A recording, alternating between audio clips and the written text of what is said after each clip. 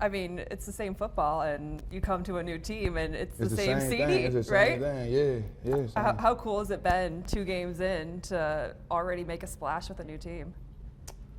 It's been fun because we winning.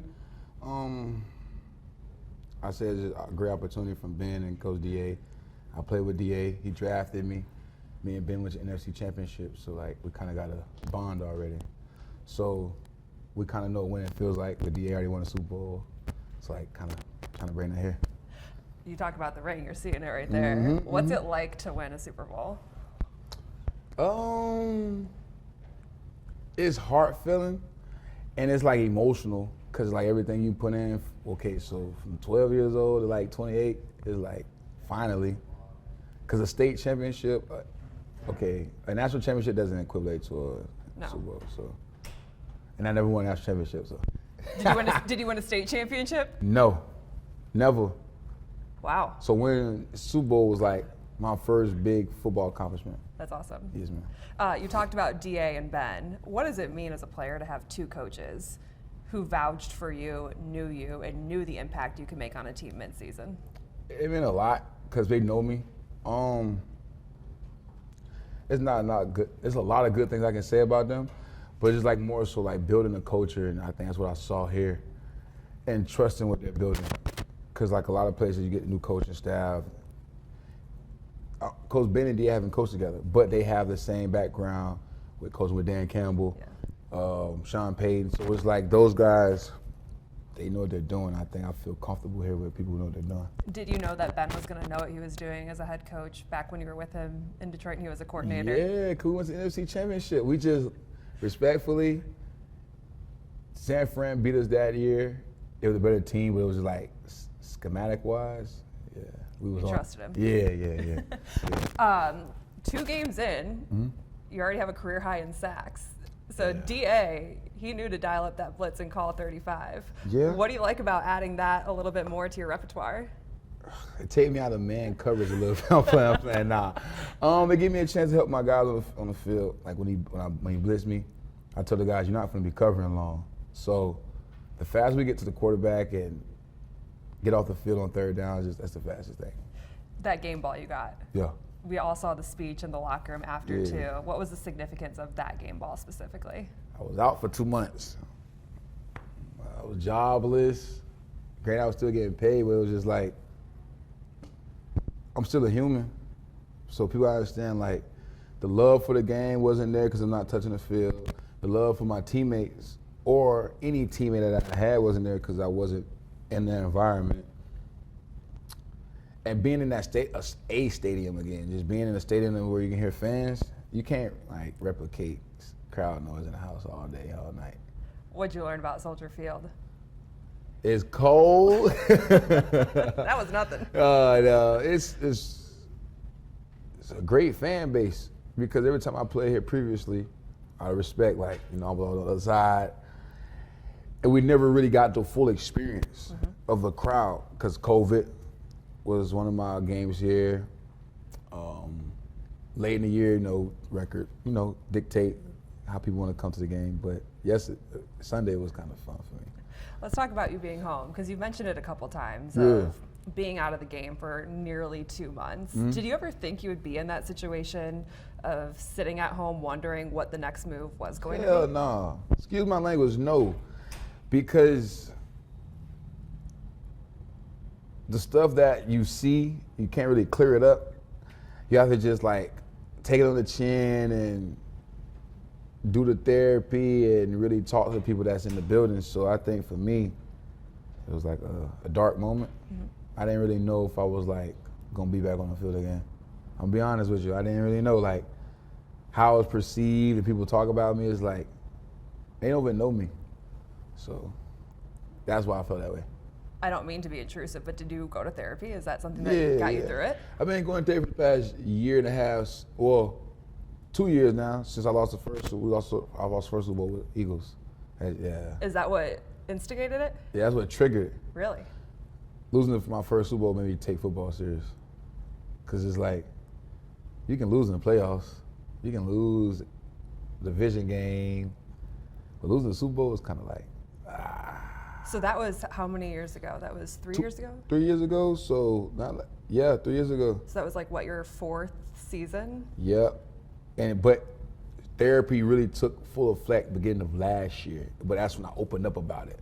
After losing the Super Bowl, I needed therapy, but I never really went to it until like things started like happening. I appreciate you sharing that.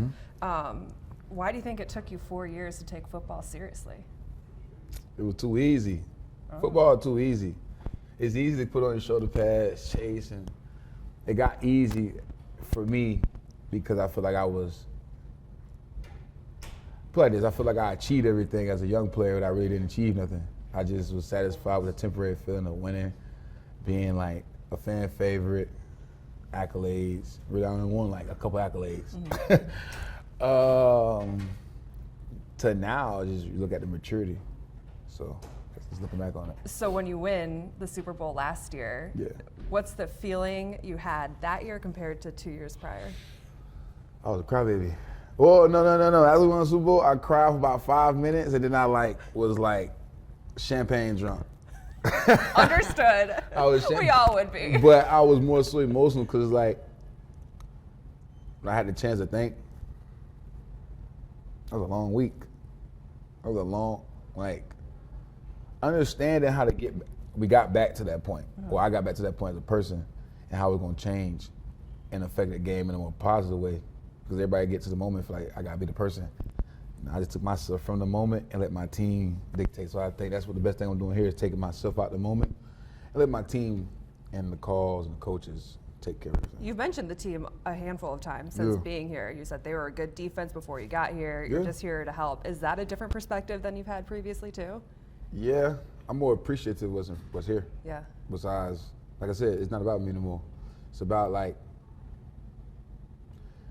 for example, when you look at these walls of all the history, you can think about there's a million things in that picture.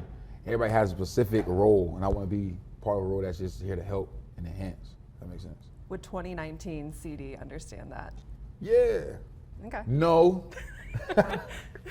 Yeah, no. I say yeah because he's playing football, so he'll hear it every day, but no, because as a young fella, you won't even know until you really go through something. And then when you're young, you don't go through a lot in football. You just living up to the hype and the money and the fame, I guess. Yeah. DA said he's seen a more mature you over the years, so that's something that he's recognized as well. You mentioned something in the locker room after the game on Sunday that when you were home, you had to hear the narratives and the misconceptions. You just said you have to take it on the chin. What do you want people to know about you that they're clearly maybe not seeing from outside? If you ask me,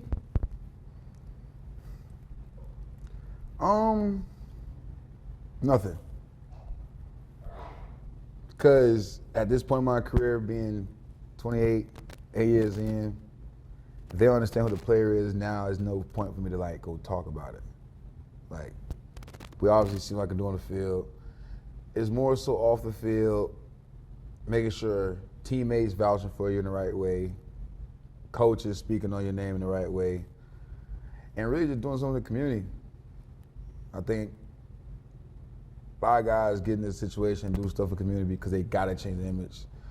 I was always a helping hand. I just never really had the opportunity to express it because I feel like I had to express something else, which was not important anymore.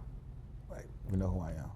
What did you have to express that's not important? I was a good football player, trying to make my point. But when you go out there and just play good football and you're winning, you just tell somebody, look at my career record, it might blow your mind away. From 2019 to now, with how many games I done played in and won, it's gonna blow your mind. So it's you let the resume speak for itself.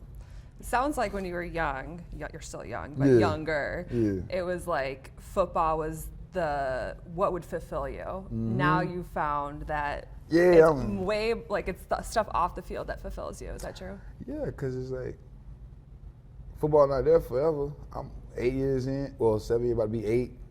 It's not for long, so I got to really figure things out as I go. You know, if that makes sense. I'm not, not in a rush or, pushing myself, but taking step by step. So does that mean that a legacy that's more important to you is what you do off the field rather than people knowing you as CD, the guy who led the league in interceptions 2 years ago, or the guy who came in mid-season? And it mean more off the field, because on the field you can always look it up. It's hard to look up off the field stuff. It's hard to look up somebody donating to a high school. It's hard to look up to somebody feeding the homeless. So like the more I can like do things within the team environment and really cares about it, like just doing it because I know my heart is pure and genuine is making me happy. What do you want this chapter to be known for in Chicago? I'm gonna win a Super Bowl. Why not win one here? Look at all the history. I think when I go to the building, I look at the history, and I feel that way because I done play for a lot of historic organizations. So it's like, why not put your name in history books? I think that's one of the biggest things. Like I say, I talk about everything in the team, but it's like as a player, when you look at the history, you look up to the Walter Paytons, the old Bears. It's like, why not us? So that's how I'm feeling.